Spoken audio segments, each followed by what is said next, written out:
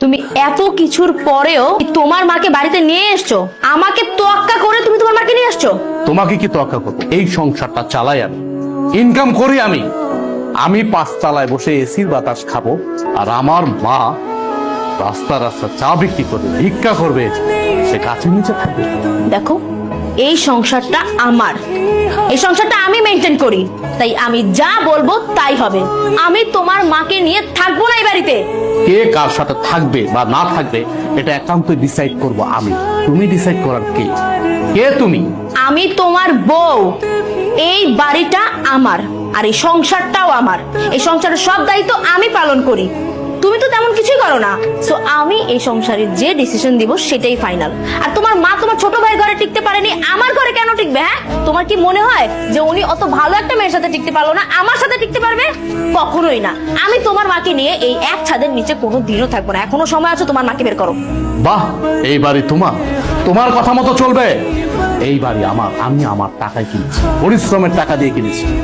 আর চাকরিটা করতেছি পরিশ্রম করে, কিন্তু চাকরি করে টাকা উপার্জন করে। হ্যাঁ, মানলাম তোমার বাবা আমাকে চাকরি দিয়েছে, সে অনেক সহযোগিতা করছে, আমি প্রয়োজনে তার টাকা দিয়ে দেবো। কিন্তু তুমি কোনো কথা বলবা না আমার মার বিষয়ে। আমি বাইচা থাকতে তোমার মা এই বাড়িতে থাকতে পারবে না। আপনার মেয়ে আমার মাকে এই বাড়ি থেকে বের হয়ে যেতে, আমার মাকে সে সহ্যই করতে পারতেছে না। আপনি জিজ্ঞেস করেন কেন আমার মাকে সে সহ্য করতে পারতেছে না? আমার মা গরিব, এই জন্য। আমার হাজবেন্ডের অবস্থা দেখছো? ও ওর এই ফুকিনি মাকে বাড়িতে নিয়ে আসছে। আমি তো বিয়ের শুরুতেই বাড়ি থেকে ওনাকে বের করে দিয়েছিলাম, কারণ ওনার সাথে আমি কিভাবে সমাজে চলবো বলো তো? আমার মেয়ে যা বলেছে ঠিকই বলেছে।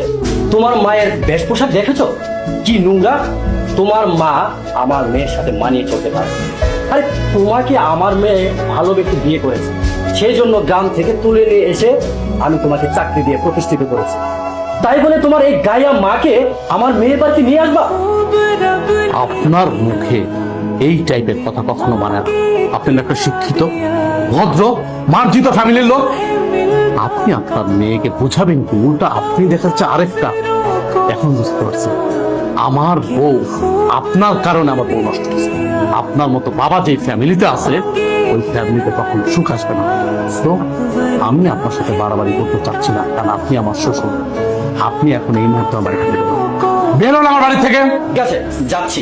আমি এক মুহূর্ত এই বাড়িতে থাকবো না। মা তুই থাক, আমি চলে যাচ্ছি। ড্যাং ড্যাং করে সারাক্ষণ হাঁটতেই থাকেন ঘরের মধ্যে, কেন কাম কাজ চোখে দেখেন না? শরীর পাল্টাছেন বৈশা বৈশা। ধরেন এই যে বাজারে ব্যাগ আর টাকা, বাজারে যান, বাজার করে নিয়ে আসেন। মা তুমি বাজার করতে গেছিলাম বাজান। তুমি বাজার করতে গেছিলে মানে? তোমার তো শরীর খারাপ, তোমার তো বাজারে যাওয়ার কথা না। নিশ্চয়ই তোমার বৌমা পাঠাইছে বাজারে, তাই না? সত্যি করে বলো মা। আরে বাজান, বৌমা কইলো মাছ শাক সবজি লাগবো, তাই আমি নিজের থেকে আনতে গেলাম। বৌমার কোনো দোষ নাই। দোষ আছে কিনা নাই সেটা কিন্তু আমি ভালো করে জানি। আমি কিন্তু আমার বউকে চিনি, আমি আমার বউর সাথে সংসার করতেছি অনেকদিন যাবত। তোমাকে যেদিন থেকে এই বাড়ি থেকে নিয়ে আসছি সেদিন থেকে কিন্তু সে সহ্যই করতে পারে।